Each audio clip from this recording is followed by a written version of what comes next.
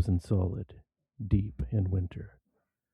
Trees creak and groan under the weight of ice, pulling their limbs down. People gather in droves around the opening of a burrow hidden within the wilderness. Deep within the earth, a creature stirs in its slumber. Hearing the call of nature and disturbed by the humans gathered outside its hiding place, the creature emerges, blinking into the light. The wild beast calls out a warning to those who dared to awaken it. It looks around at the faces of those who have gathered, calling out to it, their faces rapturous, nearly worshipful. It sees its shadow on the ground and knows that this is not its time. It is far too early. Winter will remain on the land for another 6 weeks. Yawning, the groundhog returns to its burrow and its slumber, its prognostication made for another year. So, welcome, folks, to Hello.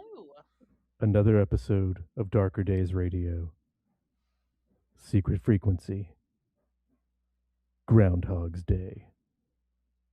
I'm one of your hosts, Chigg. Today, I'm joined by my illustrious co host, Crystal. Hello. Crystal, what have you brought us to tell us about Groundhog's Day? So I wanted to talk about the history of Groundhog's Day and where it came from and why do we listen to a rodent when it comes to the weather? Because it feels like every year we have that conversation of why are we listening to this creature for our weather advice, right? And it seems like, or it feels like sometimes it's always 6 more weeks of winter, 6 more weeks of winter. So I thought it'd be really cool to kind of have a conversation around that and how we can tie that into gaming. All right, let's dig into it. All right. So the first thing to understand about this is the history of Groundhog's Day.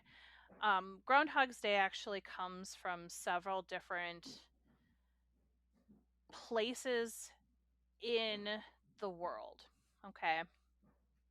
Part of it is the Germanic history, where it takes place during Candlemas, which is a festival of the Catholic Church that is about the halfway point between the winter solstice and the spring equinox. It's also known as Badger Day, and due to the creatures that inhabit Germany and the areas around that, badgers were used most of the time for that. But they also used bear and foxes as well. Anything that hibernates, basically. And so, uh, immigrants from Germany brought this to America. So, what do you got, Chig? Well, I've heard that Gaelic history centered around Bridget's Day or Breed's Day and used hedgehogs, which, as we all know, also hibernate. And they used February 2nd because of its proximity to Imbolc. So, fun little Gaelic calendar connection there. Yeah. Um, Meanwhile, here and in the New World, in yes, Wisconsin, Sun Prairie is the self proclaimed groundhog capital of the world. And in 2015, local resident Jimmy the Groundhog bit the ear off of the mayor and went viral worldwide. The mayor, of course, being a fair and kind hearted soul, absolved Jimmy of any wrongdoing the next day. Clarification. He just bit the ear. He didn't bite it off. That's not what Uh, my sources say, but as the local expert, I will bow to your I local expertise. it was so funny because I remember that happening and it was very scandalous. It made like every single local news station in the entire state.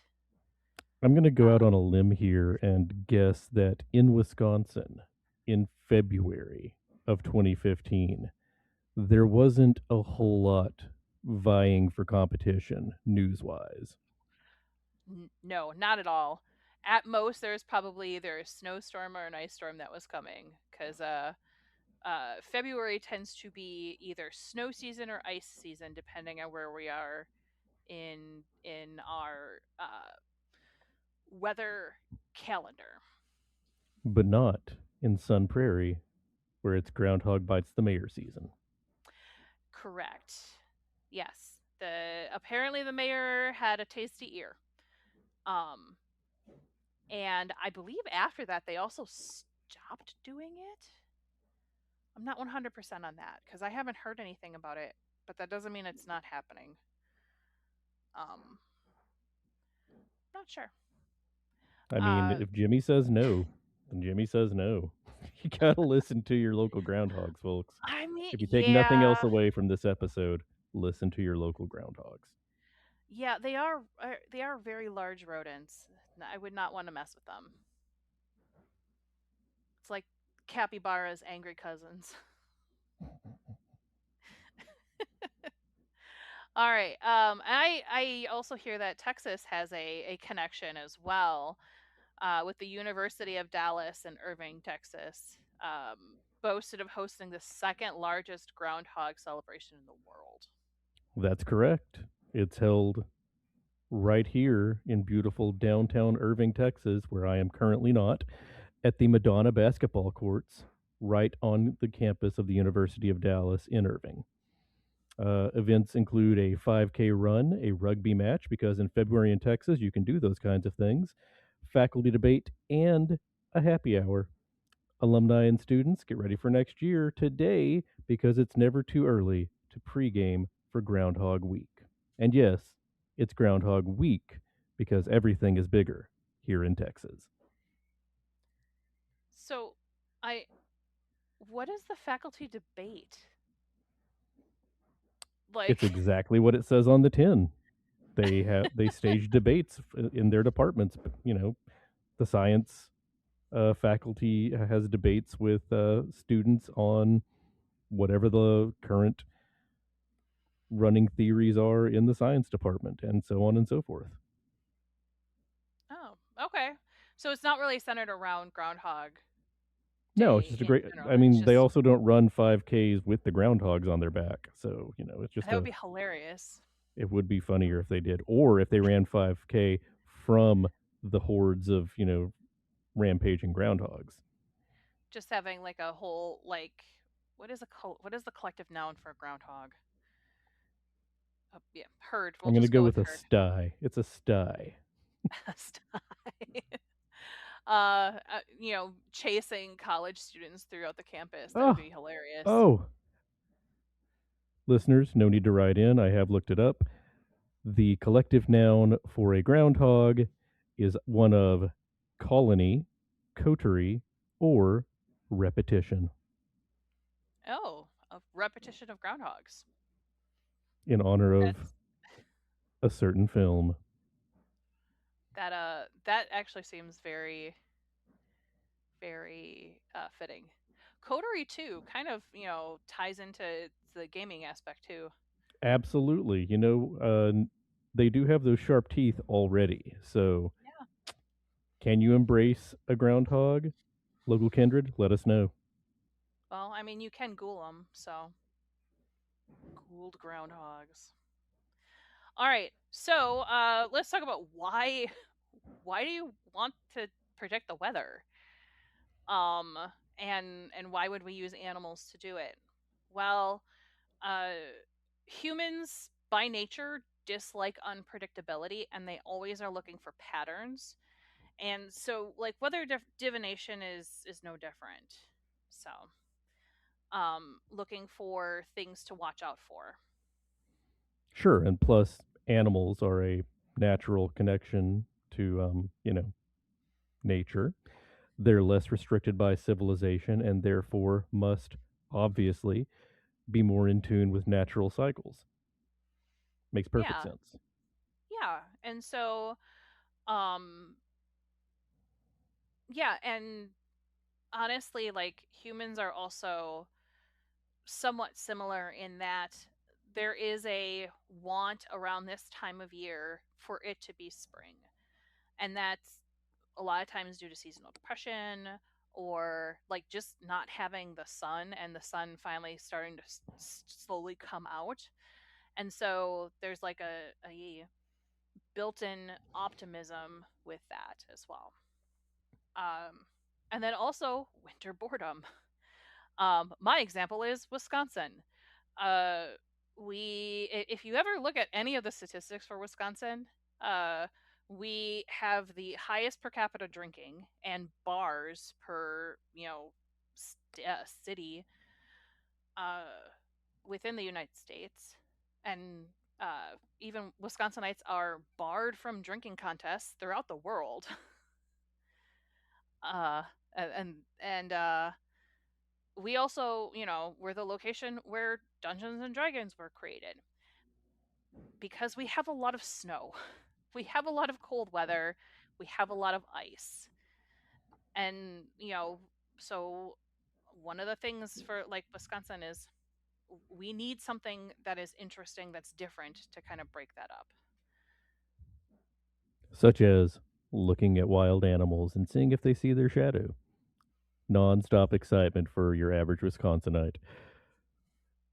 I guess that now that I'm thinking about it, at some latitude, this kind of divination just no longer matters whatsoever because it's either all snow all the time if you go far enough north or far enough south, or what's a snow if you're right there in the middle of the planet. Yeah, I I would agree with that.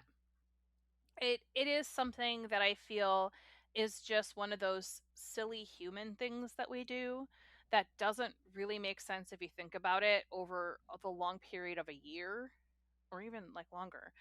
Um, but it's just something that we do because it's different and it helps us to feel optimism for things or even feel angry at things, right? Feeling feelings is something that we are, you know, made to do, and this helps us with that.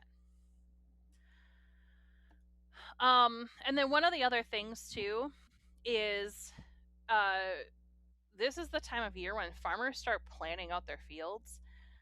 With this, we've had warm weather in Wisconsin for the past couple of days, and you can smell that they're prepping the fields with manure already. It's great. But so they are already out there in their fields, and then so prepping the fields too early can be dangerous for their plants, and so something like this might be a little helpful, might be helping to guide them in the right direction for things. Sure, yeah, farmers need to know when they can start planting and getting back to work. So asking a I, magical animal, good a science as any for this, I suppose. well, I mean, the farmers use the farmer's almanac, which is essentially the same thing, except for it's in paper format and not in animal format. So, hey guys, what is the science behind seeing the shadow? Moving right along from our Wisconsin Tourism Board paid advertisement here. Well, as Crystal mentioned earlier, all of the animals used in weather divination, groundhogs, bears, foxes, hedgehogs, are hibernators. Yeah, and so when we're going to be waking up the animals or observing wild animals, because you know there's some of those that you probably don't want to get too close to. Um, if they're waking up or emerging from their hibernation around this time, that's generally a sign that spring is going to be starting soon. If they are like really confused, then they kind of have to sleep a little bit longer. So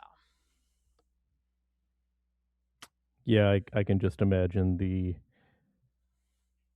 your Wisconsin forebears having Hans go poke that bear, see if it sees its shadow, and if it does, hey, 6 more weeks of winter. And if it eats Hans, hey, spring is sprung. Let's get those crops in the ground. And I guess that's the reason that we mostly go with groundhogs these days. We ran out of Hanses, so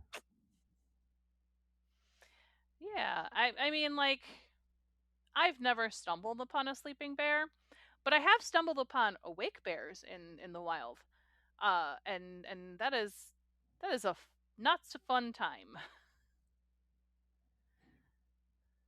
remember, if it's brown, just lay down. If it's black, yell right back. And if it's white, say goodnight. Yeah. I could be like my grandmother and just bark like a dog at it until it's scared because bears are actually big scaredy cats. If it's black, yell right back. If you do that to a brown bear, it will just knock your head off.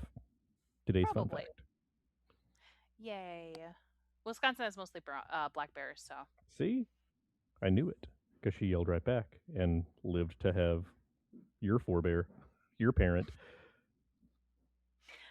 that would be my dad. But yes, I assume you have at least two parents and at least two grandmothers. in theory. So now that we've discussed the real world groundhogs a little bit, how does this all tie in to the Bill Murray masterpiece, Groundhog Day?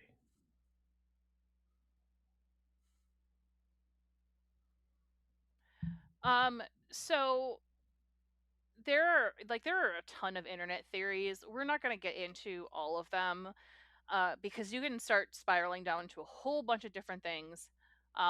Specifically, that would go really well with cult. But one of them is the juxtaposition of divination and the loss of free will. So basically, there's a theory that because the groundhog predicted what it did in the movie, Phil, the main character, needed to follow a certain pathway for that divination, and that he was not doing that in the movie.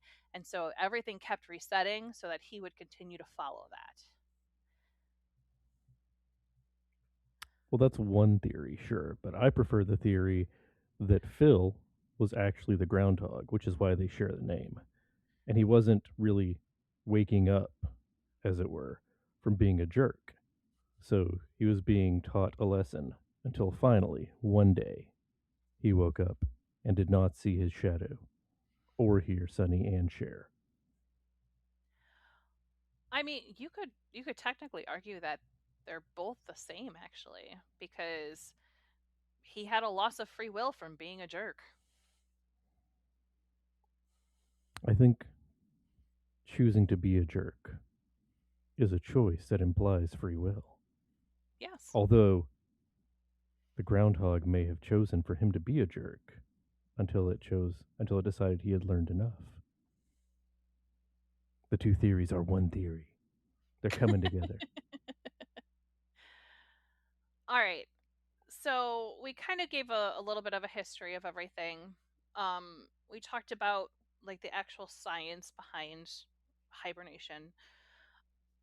Not too deep, but Science. science. And we talked about Groundhog's Day. So now we actually want to get to our focus, which is like how are we going to use this in a game? What are we going to do with this?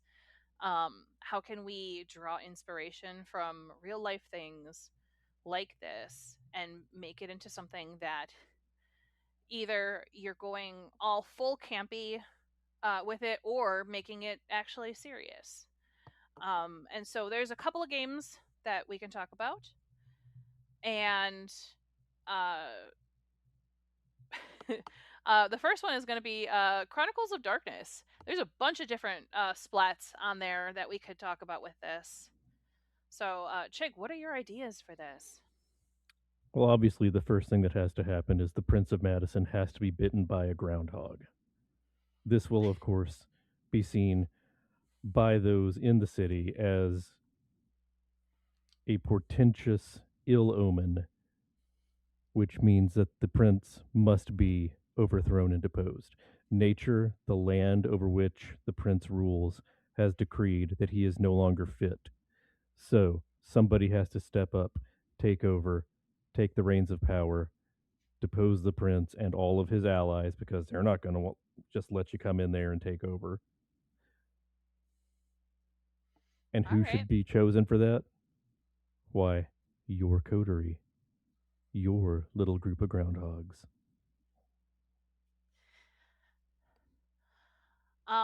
One of my ideas is actually for werewolf, and it's very similar to the divination aspect, except for the werewolves find uh, this groundhog that starts telling them all of these prophetic things about their Karen, about their pack, and some of it is true and some of it is not, but it's enough truth that they are very confused as to what's going on.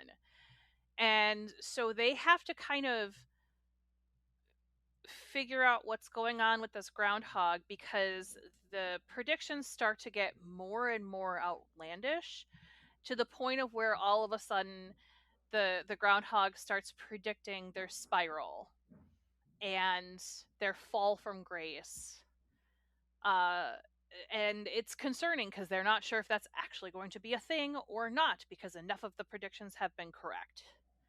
So it kind of starts out lighthearted, helping out the coterie, giving them direction for plot points and stuff like that, but also confusing them just enough to sow some doubt into some of the predictability of the groundhog. I also like the idea that a group of PCs might become too dependent on this type or any type of divination, and if they should lose access to it, they might be lost as to what to do next. So give them give them a little groundhog that always points them in the right direction, and then have the groundhog either just give up one day, run away, or start giving them bad advice. And then they have to ask, was the groundhog ever right? Is it now wrong? Or is it still giving us good advice in the long run that happens to be bad advice for us right now? And that'll work with That any chronicle. Yeah, that'll work with any chronicle. That's a really good one. I like that one. Another idea that I had for it was kind of based on Sin Eater, where the groundhog is actually like not directly a sin eater, but rather taking on the bad prophecies of an area, particular area, and then using that to power its own divination, which is inherently corrupted.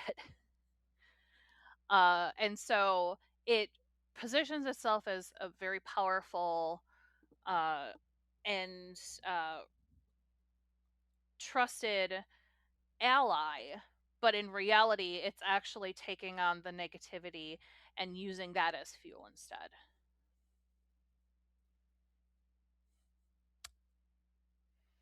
My I mean, last dumb idea, because all of my ideas are dumb ideas.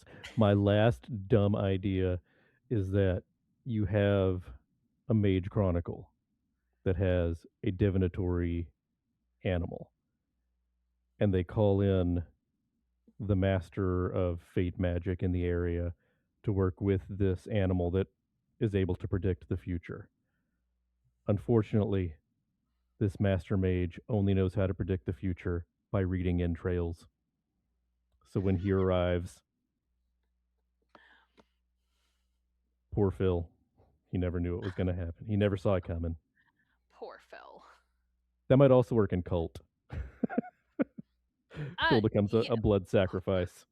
I mean, I think that's gonna work in any of the games that we have listed here. I mean, really, if you think about it, I try the not to think about divination the divination aspect can apply to a lot of different games.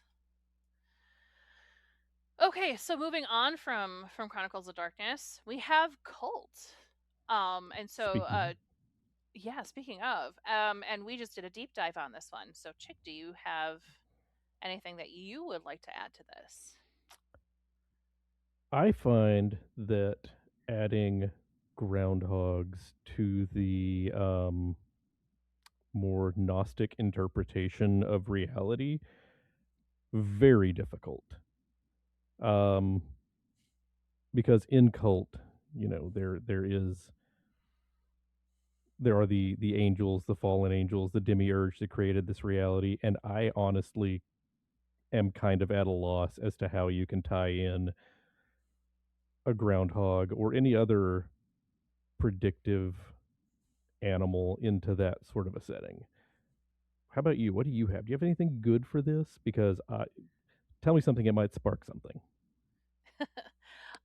So one of the things with Cult is that you have these very tiered um uh systems in place for what's hidden from humanity, right? And not every single one of them is explored. With In order for Groundhog's Day to work within the cult setting and having a groundhog in there, essentially you have to go down the rabbit hole of the movie theory that Groundhog's Day is actually purgatory. And that he is continually reliving things in order to set his wrongs right, so for him to move on to heaven or hell. And so, if you are doing that in cult, what you would do is you would basically have a, the purgatory level, and the overseer is the groundhog. And there is a specific moment or something in the past that the characters have done together as a group that they are continually having to replay out in order to stop making uh, mistakes, essentially. And in the end, there is either going to be where they kind of have to hammer their way through, like the Kool-Aid Man, where they don't actually learn what went wrong, or they continually just fall down the spiral and go deeper and deeper into the things that they were trying not to fall into too far. Or eventually they learn that there is actually no lesson, and that the groundhog was just trying to keep them captive because of something else that was happening. Whether the groundhog was trying to hold them back from something, or the groundhog was hired. But essentially, there is no learning that happens. It's just they think that there is, because you can play on some outsider knowledge for the players themselves on that one. The real lesson that the groundhog taught us was that we were right all along. Eat it, reality. Pew, pew, pew. So, did that kind of spark any ideas for you, or no? Let me think about it for a minute. Insert Jeopardy music here. Do do do. Well, I don't want to. I don't Yeah, want we're gonna get taken down. to. The ghost of Alex Trebek will haunt us.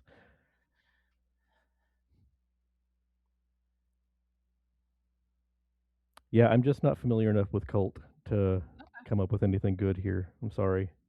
That's okay. All right. Um, Well, we can move on.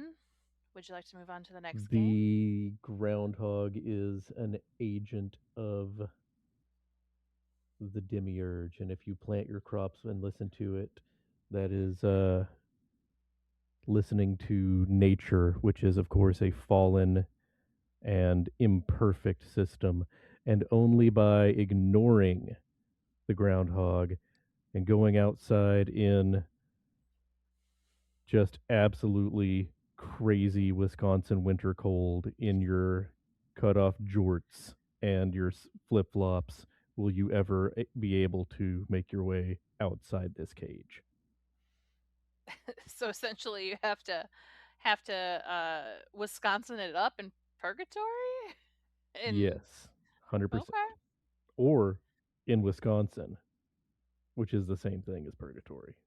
hey, I mean, we do go outside and cut off shorts and flip flops when there's still snow on the ground. So like, you See? are not wrong See? there. No, there's always that one kid in junior high when there's snow on the ground. And that kid in junior high right there, he is the true person on the path to ascension. I mean, in my high school, we actually had one of the kids in my grade wore shorts for all 4 years every single day in high school. So See? that's a thing. See? And where is he today? You don't know because he has ascended from this reality or in jail for meth, one or the other. It's Wisconsin, I figure it's 50-50 chance. He's he's actually not either of those. He's actually a really good dad and a huge nerd and a comic book collector. All right, so he fell to worldly pleasure. I see what you're saying. He ignored his own teachings. I know. You I really wanted that one to stick, didn't you? really did. Sorry. I may have been drawing from my own high school classmates. Yeah, that's fair. All right, our next game line is Old Gods of Appalachia. Now, Crystal, I don't see how we're going to get any folk wisdom imported from the old country into such a setting as Old Gods of Appalachia, which, as we all know, is about the cyberpunk future of 2077. Set. Hold on. Wait. Wait. Wrong Let me. game Let me. Let me. setting. Let me. Let me check something real quick here. Oh, my notes are way off. Oh yeah, it's a perfect fit. Yeah. So in the old Gods of Appalachia setting, there are witches who serve the green, I believe, is what the nature spirit good guy, not really good guy, but they're kind of against the more traditional, usual bad guys in the setting who represent industry and pollution and all those other things that Captain Planet told us were bad. Um, so the servants of the green naturally will reach out to nature for their information about what's happening in the world. They will be able to reach out to the hibernating creatures, consult their spirit animals, guides, what have you, get information about perhaps the movement of the creatures of the black, the evil people who were mining deep into the heart of the mountains to steal the power of nature. They'll be able to use this information to either support the other players if this is a PC, or the players can go to the old witch who lives in her shack deep in the holler and consult her, and she will then consult the spirits and the creatures of nature to show her the way, and which she can then interpret for the PCs. All right. So basically, just like real life, where you go and you ask the groundhog, "Hey, groundhog, when is the best time to go monkey wrench this mining operation?" And the groundhog says, "6 weeks." And you go back to sleep for 6 weeks, and then 6 weeks later, you go, you tear it out, and suddenly your mountain home is not polluted. You know, The that's power fair. is yours. I feel like because of Old Gods of Appalachia, Puxatawney Phil is from Pennsylvania, and Pennsylvania has a huge swath of its uh, space is considered to be part of the Appalachian mountain chain, and so it fits really really well into all of that. I really like the aspect of having the granny magic use the divination magic with groundhogs, whether it's predicting the weather or predicting when you can move next, but also like that whole, we mentioned it before, but reading entrails and stuff like that. Granny magic still did that in the show. Like that's a valid form of divination that they Oh yeah, use. absolutely. You go out there, you kill the chicken, you know the future, and you have a nice, delicious stew for dinner. Win, win, Yeah. win.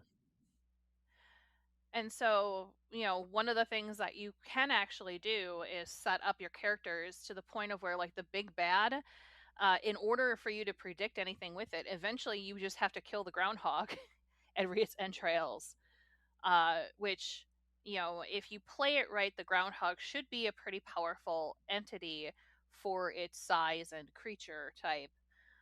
And so, like, you have to balance of the, do you want to actually kill a creature of divination that has been around forever in order to get the information that you need? Or are there other ways that you can do it? Right. And then you have to decide, hey, I can kill this creature that's been around forever, providing information to my ancestors. And, theoretically, if I don't do this, it'll provide the same information to my descendants. Is killing that creature a greater evil than letting whatever you're trying to stop happen? Decisions must be made. And that is something that only a groundhog can decide for you. I mean, I'm going to be honest, if it's the railroad man, yes, it's absolutely worth it. On the one So, hand, yeah, but on the other hand, it's real nice being able to get out of Appalachia. So, I don't know. yes, but I mean, if you've ever listened to any of the stories with him, he is evil. Well, sure. I There mean, there are he's the better bad ways to guy. do that. Yes, he is. All right. Are there any other games that we want to talk about, Chig? How can I use Punxsutawney Phil in my ongoing Shadowrun campaign? Hmm. Ooh. Well, Shadowrun has magic in it, doesn't it? Shadowrun has actual for real magic because when the Mayan calendar completed its long count back in 2016, magic returned to the world for the Sixth Age. And one of the precursors to this, to the Rising Mana count, was a creature known as the Millennium Ferret. It is a creature that can interact with magic and has no other special abilities and is already a rodent. So, yeah, I'm pretty sure that having divinatory burrowing mammals in Shadowrun is absolutely a thing that could happen. And in fact, if you wanted to be a groundhog shaman, I would, if that doesn't already exist, which hell, it may. There's a lot of books for Shadowrun. I think that you would get a bonus on divination magic. It would make perfect sense if you did. I absolutely would agree with that. You know Shadowrun way better than I do. So, um, You get I'm a gonna throw. bonus on divination and a negative on illusion because apparently, if you are a mayor and you take them off, they will fight you. So you can't take a negative on your combat spells. Um, I have two game lines that I'm thinking of that I haven't put on our notes or anything like that yet because I was just thinking about them. You mentioned cyberpunk. I actually now you have to go along with me on this one, okay? So, if you're going to be playing cyberpunk and you want something of a Groundhog's Day scenario, or you want to use a groundhog for any sort of divination or anything like that, one of the ways that you can do it is to make it a computer program.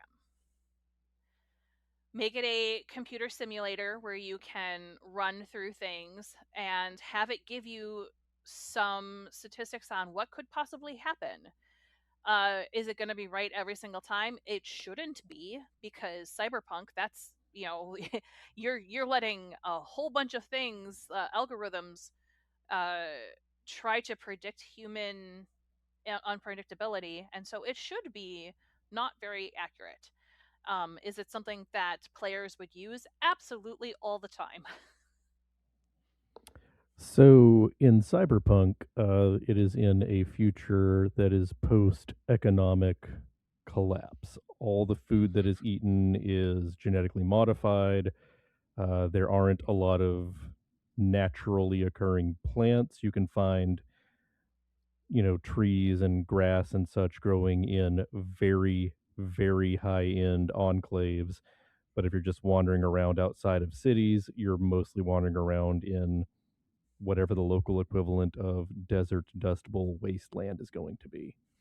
So having a groundhog that is still alive, kept alive maybe in a captive breeding program specifically for the tourist dollars to get people to come to your otherwise unremarkable small town once a year, and then your entire economy living off of those tourist dollars for the rest of the year is not only very much a real world thing, I can absolutely see that very much carrying into the future.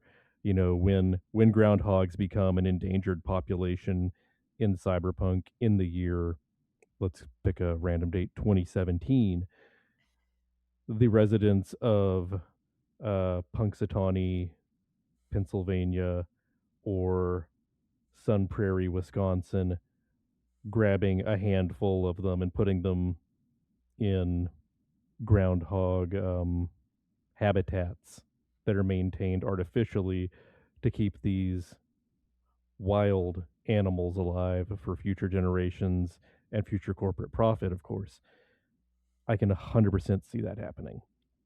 Mm-hmm. And now, how does this tie into the game? Well, hey, turns out that after a century of inbreeding, even the hardiest of rodent species needs something to from the outside to keep it from being non-viable.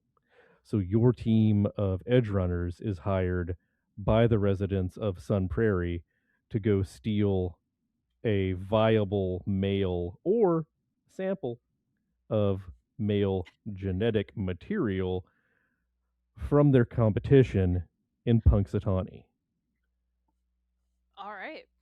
Welcome to the glorious future of cyberpunk. That is so fitting. Yeah, absolutely. I could see that happening. Now you're jizz runners. Oh goodness. All right. I'm sorry, would you Um. prefer cum leggers? Uh, you know, let's let's move on. You said you had two other examples. I did. I did. I haven't. Well, no, I have not another example. Two other games. I have Right, right, one. right, I right. have an idea for like Dungeons and Dragons or whatever D20 system game that you play for fantasy, high fantasy, whatever. Um, and that is a play on the mechanic of luck, where you have essentially either a groundhog or some sort of statue of a groundhog. I mean, I think it's funnier if you have like a magical groundhog and you like shake it like a to get the magic off of it. And essentially, instead of having luck where you get to re-roll, you actually get to redo your whole turn. Um, and Oh, okay. it has luck points like this, like the same. However, if you use up too much of it, then the groundhog dies or the magic dies with it. So you have to kind of temper that and use it only sparingly. So Yeah, you don't want to have your groundhog succumb to shaken groundhog syndrome. It is a exactly, it's a horrible thing. But yeah, I it like is. the idea that if you it gets, 1d4 uses per week where you can Yeah. replay the last scene or action in a combat or what have you. On the other hand, that's a lot to keep track of for the guy It running it. is. That's why I would keep it low. And that's why there's also like a if you use it too much, it goes away. That makes sense. Yeah, I like that. And it's well, now I want a groundhog familiar. I was actually thinking about that too. I was like, oh, a little groundhog familiar with like a little witch's hat. That'd be really cute. Yeah, he rides around on my shoulder or whatever. Maybe get a little Absolutely. baby Bjorn for him if he's a bigger groundhog. I could see that. That would definitely work. I mean, now I want to see that. I want to write that up. I want to put that on DM's Guild for 5th edition. I mean, yeah, you absolutely should. You'd probably make a lot of money off of it. I would feel so guilty. Why? I don't know. I, Because I I don't make play Dungeons and Dragons. you don't have to play Dungeons and Dragons to write stuff for it. Seems like I should for playtesting, if nothing else. Oh no, you don't know anybody that runs Dungeons and Dragons at all. Not a soul. Nope, not one. All right. Any other game lines? So, any game line that is set in modern day that has magic, that is not, what man should know, say Call of Cthulhu, Delta Green, Unknown Armies, any of those variants, um, any of those types of game lines could have a nefarious Groundhog's Day plot where we go back to our previous notes about the movie and your agents, your investigators, your adepts in Unknown Armies are forced to relive the day over and over and over again until they either learn their lesson or all of them agree that this is hot garbage and the only lesson that we needed to learn was how to cook a groundhog. And then the next day they wake up and they're in deep trouble because they've killed and eaten a groundhog that was a national treasure. I kind of like the idea of a groundhog being a mini eldritch horror, and like it's predictions and stuff like that end up being madness driven uh hallucinations essentially that end up coming true. But they don't if they don't acknowledge the prognostications, they don't actually come true and they don't happen. If a groundhog sees its shadow in the woods and nobody is around, do we have extra winter? On that note, listeners, thank you for joining us for this secret frequency on Groundhog's Day. If you'd like to find out more of our work in horror gaming, check out darker-days.org. If you'd like to get in contact with us, check our link tree at linktree/darkerdaysradio. Send us an email at darkerdaysradio@gmail.com. Visit Darker Days Radio on Facebook, tweet at Darker Days Radio, or join our Discord server through the links in the show notes. Until our next secret frequency, good night, good luck, and stay safe out there.